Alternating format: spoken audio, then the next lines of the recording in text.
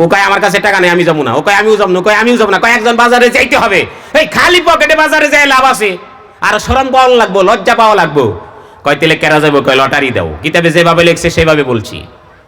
লটারির কাগজ দিয়ে নাম দিছে কার, সবটির নাম লিখে দিছে যে একজনে টান দাও, টান দিছে, নাম হয়েছে ওই হাসান, যে বেশি ভালো বুদ্ধি দিছে হেই পেছে বইটা গেছে। হাসান ইবনে সুফিয়ান এর নামটা এসে গেছে লটারিতে।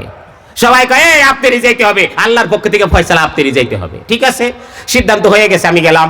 ফাশাবিরহুম ফিল আমর ফাইজা আযামতা ফাতাওয়াক্কাল আলাল্লাহ। আল্লাহ বলেন যখন কোন কাজের মধ্যে পরামর্শ হয় সঠিকভাবে, এই পরামর্শের মধ্যে যেটা সিদ্ধান্ত হয় ওই সিদ্ধান্তের উপর ভরসা করে চলবা, আল্লাহ বরকত দিবে। হাসান ইবনে সুফিয়ান আর দেরি করে নাই, পোটলাটা লইয়া, ব্যাগটা লইয়া, পকেটের মধ্যে লইয়া ডাইরেক্ট তিনি পাঞ্জাবিটা গায়ে দিয়া টুপি রুমাল লইয়া চলে গেছে মসজিদের ওযুখানায়। মসজিদের ওযুখানায় যাইয়া আহসানা ওযুয়া, ভালো করে সুন্দর করে ওযু করছেন। ওযু করার পরে তিনি চলে গেছেন মসজিদে। মসজিদে যাইয়া সর্বপ্রথম 2 রাকাত নামাজ পড়ছেন। 2 রাকাত নামাজ পড়ে কতক্ষণ কোরআন শরীফ পড়ছেন, এরপরে আবার 2 রাকাত নামাজ পড়ছেন, আবার কতক্ষণ কোরআন তেলাওয়াত করছেন। এরপরে তিনি সিজদায় পড়ে আল্লাহর কাছে কাঁদছেন। লম্বা সময় যাবত কান্নাকাটি করতে করতে করতে করতে করতে করতে হঠাৎ করে তিনি ভাবলেন আমার চেষ্টা আমি করছি, আল্লাহর কাজ আল্লাহই করবে। এবার যাই সাথীদের কাছে যাইয়া বলি আল্লাহ পাকের কাছে আমি ব্যবস্থার জন্য গিয়েছিলাম, বাকি রাখছে আল্লাহ পরে দিবে। কারণ হাদিসের মধ্যে আসছে এই পৃথিবীতে যে যত দোয়া করবে প্রত্যেকটা দোয়া কবুল হয়, একটা দোয়াও মিস যায় না। সুবহানাল্লাহ কান। অতঃপর এই দোয়ার প্রতিফল হয় নগদে পাবে, নয় একটু পরে পাবে। আর যদি দুনিয়াতে নাও পায় নিশ্চিতভাবে আখিরাতে পেয়ে যাবে। সুবহানাল্লাহ, আখিরাতে পাবেই, এটা হাদিসের কথা। অতঃপর বলতেছেন তাহলে পরে যাই। সালামটা ফিরাইছে, দোয়া শেষ করছে, অমনেই পিছনে মসজিদের দরজার মধ্যে একজনের দরজা খটখট করে। কে ভাই? তাকায়ে দেখে কি সুন্দর চেহারা, বড় হুজুরের মতো দেখা যায়, পাগড়িওয়ালা, সাদা ধবধবে পোশাক, নূরের মতো চেহারা। ডাক দিয়ে বলতেছে ভাইজান এখানে কি হাসান ইবনে সুফিয়ান আছে? তখন বলতেছে আপনি কে? আমি তো হাসান ইবনে সুফিয়ান। আপনিই? আরে অনেক কষ্ট করে আপনার খুঁজে পাইছি। কেন, আপনি কে? বলে আমি বাদশার দরবার থেকে আসছি, বাদশাহ আপনাকে পাঠাইছে। বাদশাহ বলছেন যে অমুক এলাকায় একটা মসজিদে দেখো হাসান ইবনে সুফিয়ান নামে একটা লোক আছে, তার কাছে নিয়ে তুমি এই বাক্সটা দেওগা। এই যে বাক্সটা আপনার কাছে দিছে বাদশাহ। দেখি বাক্সে কি? বাক্সটা খুইলে দেখে 100 স্বর্ণ মুদ্রা তার মধ্যে ভরপুর।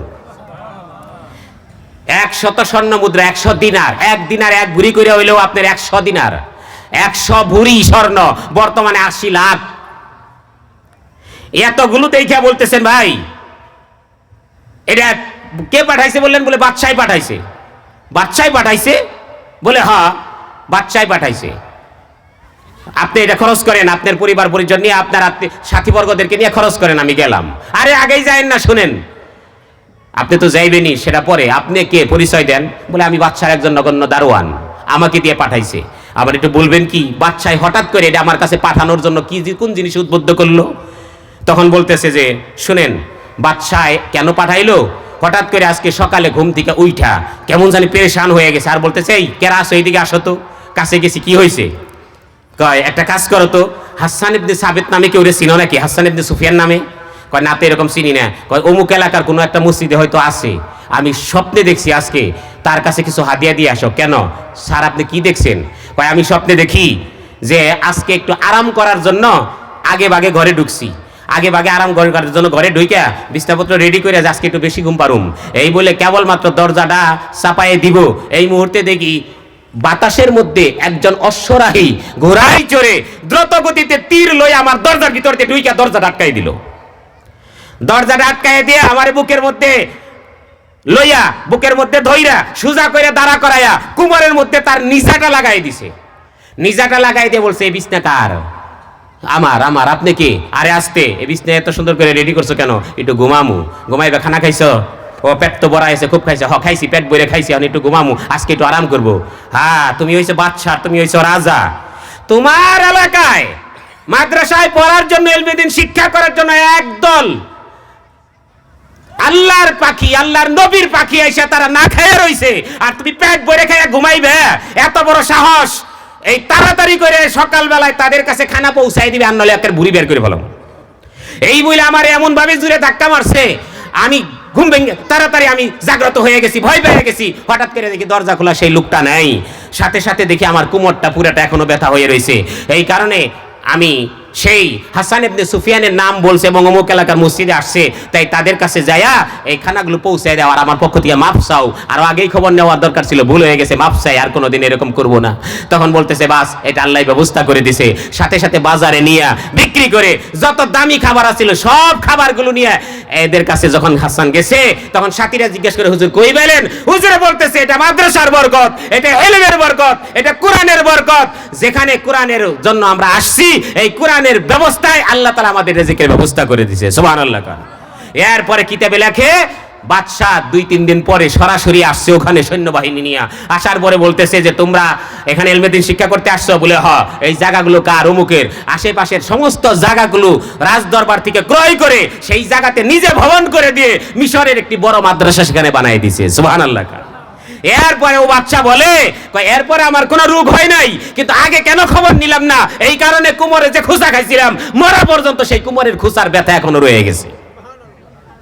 সেই জন্য ভাই আপনাদের এখানে মাদ্রাসা আছে, এই মাদ্রাসায় 200-র মতো ছাত্রছাত্রী লেখাপড়া করে, 6-7 জন শিক্ষক সবসময় থাকে এবং প্রায় 20-22 জন ছাত্র এখানে লিল্লা বোর্ডিং এ 3 বেলা খানা খায়। যদি এদের তরকারি ভালো না হয়, চাউল যদি না থাকে, আপনার বাড়িতে চাউলের বস্তা আছে, আপনার ব্যাংকে টাকা আছে, ওই যে ওই পর্যন্ত নিজার খোসা কিন্তু খান নাই, কলিজার মধ্যে আঘাত লাগবে, আপনার জন্ডিস ছিল না শুরু হয়ে যাবে, আপনার কি কয় এটারে এই গ্যাস্ট্রিক ছিল না শুরু হয়ে যাবে, টিউমার ছিল না হয়ে যাবে, এমন রোগ দেখা যাবে, পরিবারে এমন বিপদ হয়ে যাবে, যেই বিপদ থেকে উদ্ধার হওয়ার ব্যবস্থা কিন্তু মরার আগে আর থাকবো না। কেন? আল্লাহর দেওয়া মাল, আল্লাহর দেওয়া জান আল্লাহর পথে ব্যয় না করলে আল্লাহ তাআলার পক্ষ থেকে আযাব নির্ধারিত। কথা ঠিক না বেঠিক জুড়ে কোন? সেই জন্য মুসলমান ভাইরা আমার, হাসান ইবনে সাবিত যখন নাকি এই অবস্থাটা দেখলেন, তখন সমস্ত ছাত্রদেরকে বুঝাতে লাগলেন, দেখো সত্যিকার আল্লাহর পক্ষ থেকে এই পৃথিবীতে আসা 3টে বরকতি, কোরআন, মসজিদ এবং পিতামাতা, এর মধ্যে সবচেয়ে বেশি দামি, বেশি মূল্যবান এবং বেশি বরকত হলো আল্লাহর কালাম। এই কালাম শুধু যারা পড়ে তাদের জন্য বরকত তা না, এই কালাম যারা পড়ে তাদের সাথে যারা সম্পর্ক রাখে, তাদেরকে যারা গুরুত্ব দেয়, আল্লাহ তাআলাও তাদেরকে মহব্বত করে। চিল্লায়ে এখন মারহাবা। মুসলমান ভাইরা আমার, রাসূল পাক সাল্লাল্লাহু আলাইহি ওয়াসাল্লাম কি সুন্দরভাবে তিনি সবাইকে ইলমে দ্বীন শিক্ষা দিচ্ছেন। হঠাৎ করে এক সাহাবী এসে কয়, হুজুর সুফাখানায় যারা আছে 3 দিন ধরে খায় না, কেউ 5 দিন ধরে খায় না। আল্লাহ রাসূল বলেন ভাগ করে নাও, এই তুমি 3 জন নাও, তুমি 3 জন নাও, 5 জন নাও। আগে তো বোর্ডিং ছিল না, জাগির ছিল, এখন বোর্ডিং হয়েছে, বোর্ডিং এর ব্যবস্থা করো। তখন আবু বকর সিদ্দিক লয়ে গেছে 3 জন, রাসূলের কাছে রয়েছে 10 জন, অন্য সাহাবী 1-2 জন লয়ে গেছে। আবু বকর সিদ্দিক তার ছেলে আব্দুর রহমানকে দিয়ে বললেন, একে নিয়ে যাও, নিয়ে সুন্দর করে বাড়িতে যে খাবার আছে এদেরকে আগে খাওয়াও, থাকলে তোমরা খাইবে, না থাকলে রাইন্দা আবার খাইবে। আমি আল্লাহ রসুলের মেহমানদারিগুলো থেকে মেহমানদেরকে মেহমানদারি করে আমি আসতেছি। সহিহ বুখারীর হাদিস, আবু বকর সিদ্দিক রাদিয়াল্লাহু তাআলা আনহু মেহমানদারি করে রাত 11টা-12টার দিকে বাড়িতে চলে গেছেন, কারণ সবাইকে ঘুমানায়া গেছেন রসুলের মেহমানদেরকে। বাড়িতে যায়া দেখে সবাই বসে রয়েছে, ছেলেও বসা, বিবিও বসা, মেহমানও বসা। প্রথমে যাইয়া বিবিকে বলেন, কি ব্যাপার মেহমানদেরকে খানা দাও নাই? কয় আমি তো দিছি, ছেলে তো খাওয়াইলো না। ছেলে বলছে, মেহমানদারি করলা না কেন? তুমি কিভাবে রাসূলের মেহমানদেরকে এখনো মেহমানদারি করলা না? এইরকম ভাবে অসভ্য অভদ্র ছেলে তুমি কিভাবে জন্ম নিছো? যা বলবার তা বলছে, বুখারীর হাদিস। অতঃপর আব্দুর রহমান মাপ চেয়ে বললেন, আমি কিন্তু তাদেরকে দিতে চাইছি, কিন্তু আপনি না আসলে খাবে না, এইটা কসম খাইছে, যার কারণে খায় নাই। আমিও খাই নাই, আমার আম্মাও খায় নাই। মেহমানদারকে বলছে, তুমি আগে খাও, আল্লাহর মেহমান তোমরা আগে না খাইলে আমি আবু বকর আল্লাহর কসম খাবো না। মেহমানরা কয়, আপনি আবু বকর না খাইলে আমরাও খাবো না। আবু বকর বললেন, ঠিক আছে আমি খাওয়া শুরু করলাম। কসম ভাঙ্গা আবু বকর খাওয়া শুরু করছে, পরে মেহমানরাও খাইছে। মেহমানরা খাওয়ার পর ছেলেরে খাওয়াইছে, বিবিরে খাওয়াইছে। বিবি কয়, কই খানা কি খাইলো? পোটলার মধ্যে যা ছিল, পাত্রে যা ছিল সবই রয়েছে, একটাও তো ফুরায় নাই। সুবহানাল্লাহ কয়, বুখারীর riwayat। আবু বকর কয়, তাই নাকি? বলে হ, দাও বরকত রাসূলের কাছে নিয়ে দেখাই। বরকত যখন আসছে, মেহমানের বরকত, মাদ্রাসার ছাত্র, কোরআন এবং হাদিসের ছাত্রদের বরকত রাসূলকে নিয়ে দেখাই। পুরা খাদ্য একটা রুমালে করে বেঁধে নিয়ে রসুলকে নিয়ে দিয়েছে। হুজুর একটা সাংঘাতিক ঘটনা ঘটছে। কি? আপনার মেহমানদেরকে খানা খাওয়াইছি, 3 জনের খানা, তাদেরকে খাওয়াইছি, আমরা খাইছি, তারপরেও খানা কমে নাই, যা ছিল তাই আছে। হুজুর কি করার? আল্লাহ রসুল বলতেছেন, তাই? বলে হ, তাহলে এখানে মেহমান আর কতজন আছো? যাদের খিদা লাগছে খাও নাই, সবাই খেয়ে যাও। 5জন 7জন করে সবাই খাইয়া গেছে। তারপরে বলছে আরো যারা খাইছো ক্ষুধা বাকি আছে তারাও খাও, সবাই খাইছে। আবু বকর বলছে তুমি আবার খাও, খাইছে। আব্দুর রহমান খাইছে, রাসূল নিজে খাইছেন। তারপরে কইছে এবার নিয়ে তোমার বিবির কাছে দাও। আবু বকর সিদ্দিক পুটলা নিয়ে বিবির কাছে দিছে।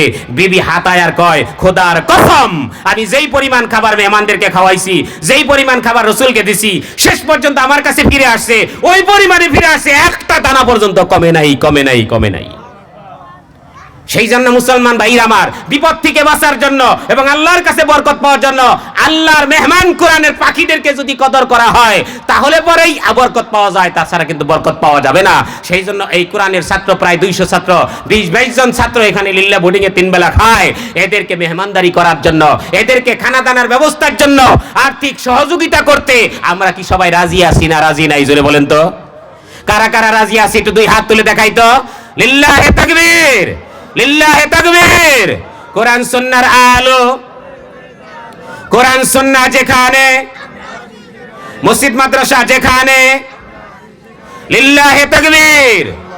আল্লাহ কবুল করুক, বলেন আমিন। আরো জোরে বলেন আমিন। সেই জন্য ভাই, কান্দাপাড়া মাদ্রাসাটা আপনাদের এলাকার একটা নক্ষত্র, উজ্জ্বল চমৎকার একটি চন্দ্র তারকার মতো উজ্জ্বল হয়ে আছে। এখানে কোরআন পিপাসু ছাত্ররা লেখাপড়া করতেছেন, হুজুরা পড়াইতেছেন। আপনাদের আর্থিক সহযোগিতা, এটা কওমি মাদ্রাসা মানে সবার সহযোগিতায় চলবে। সেই জন্য বরকত পাওয়ার জন্য, বিপদ থেকে মুক্তি পাওয়ার জন্য কোন মর্তে মুজাহিদ যদি থাকেন তাহলে দাঁড়ায় বলেন যে আমি এই মাদ্রাসার জন্য আমি কমপক্ষে 10,000 টাকা দিব, যেই টাকাটা দিয়ে ছাত্রদেরকে সহযোগিতা করা হবে, বোর্ডিং এ ঠিক মতন যাতে চলে, বাজারঘাট হয়, মাছ গুস্ত যদি খাওয়ানো যায়, সাথে যাতে কিছু আপনার চাউলও ক্রয় করা যায়। এই জন্য যদি কোনো মর্দে মুজাহিদ থাকেন, একটা ব্যক্তি দাঁড়ায় বলেন যে 10,000 টাকা আমি দিতে চাই, এমন কে আছেন? সবার আগে মুসলিম শরীফের হাদিস, আল্লাহ রাসূল তো বলেন আদ-দাল্লু আলাল খায়রি কাফাইলিহি, নেকির কাজে যদি কেউ সহযোগিতা করে তাহলে আল্লাহ তাবারাকা ওয়া তাআলা প্রথমে যেই ব্যক্তি দিবে তার দেখা দেখি পরে যারা দিবে প্রত্যেকের সওয়াব ওই পরিমাণ ফটোকপি আল্লাহ তাআলা নেকি প্রথম ব্যক্তির আমলনামায় দিবে। সুবহানাল্লাহ কান। সেই জন্য এই কান্দাপাড়া মাদ্রাসার লিল্লা বোর্ডিং এ মাদ্রাসার ছাত্রদের সহযোগিতা, খাবারের ক্ষেত্রে সহযোগিতার জন্য 10,000 টাকা দেওয়ার মতো একজন ব্যক্তি যে আগে দিবেন সে আগে পাবেন, সে বড় ফজিলতওয়ালা পাবেন। আবু বকর সিদ্দিকের মতো বাহ্যিক আখিরাতে তো পাবেন, এই দুনিয়াতেও সে বরকত পাবেন ইনশাআল্লাহ। এমন কোন ব্যক্তি থাকলে একটা মর্দে মুজাহিদ চাই, 10,000 টাকা দিবেন। যদি কোন 10,000 টাকা না, আমি 10 বস্তা চাউল কিনে দেবো, তাও দিতে পারেন। এরকম কোন মর্দে মুজাহিদ থাকলে 10 সংখ্যার মধ্যে একটা লোক চাই, হয়তো 10,000 টাকা নয় 10 বস্তা চাউল যদি আপনি দেন তাহলে পরে 1 নাম্বার ব্যক্তি হবেন আজকের দিনের আবু বকর সিদ্দিকের ভূমিকা পালন করার জন্য। ইনশাআল্লাহ কিয়ামতের ময়দানে কোরআনের পাখিদের সঙ্গী হয়ে আপনি জান্নাতে যেতে পারবেন। কোরআনের সুপারিশ আল্লাহর কাছে কবুল হবে, কোরআনওয়ালা ব্যক্তির সুপারিশও কবুল হবে। সবাই বলি মারহাবা। সেই জন্য কে আছেন একটা মর্দে মুজাহিদ দাঁড়ায় বলেন যে আমি 10,000 টাকা এই কান্দাপাড়া মাদ্রাসা লিল্লা বোর্ডিং এ ছাত্রদের খাওয়ার জন্য দিতে চাই। যদি কেউ দাঁড়ান আগে ভাগে দিবেন, আগে সওয়াব পাবেন। আর দানের ক্ষেত্রে যখনই কোনো ওয়াজ আসতো আবু বকর সিদ্দিক আগে দাঁড়ায় যাইতো, ফলে আবু বকর সিদ্দিককে আল্লাহ রাসূল বলছেন জান্নাতে সবার মধ্যে উম্মতের মধ্যে আগে যাবে। সুবহানাল্লাহ কান। তবে আবু বকর একা যাবে না, আবু বকরের সাথে কিছু সাথীবর করা যাবে যারা আবু বকরের মতো পরবর্তী যুগেও ওই রকম ভূমিকা পালন করছে। দিনের ক্ষেত্রে দানের কথা আসছে, আর সবার আগে সে আখিরাতকে আবাদ করার জন্য কোরআনের মহাব্বতে, আল্লাহ রাসূলের মহাব্বতে সাথে সাথে সে আগে দাঁড়ায় গেছে। আবু বকর সিদ্দিকের সাথে এইরকম একজন একজন করে শত ব্যক্তি দাঁড়ায় যাবে। সুবহানাল্লাহ কান। সেই জন্য 10,000 টাকা বা 10 বস্তা চাউল দেওয়ার মতো যদি কোনো মর্দে মুজাহিদ থাকেন, সবার আগে যদি কেউ থাকে, একটা ব্যক্তি আগে হাত উঠান দেখি আগে কে দিতে চান, যে আগে দিবে সে আগে ভাগে পাবেন। যদি কেউ দেরি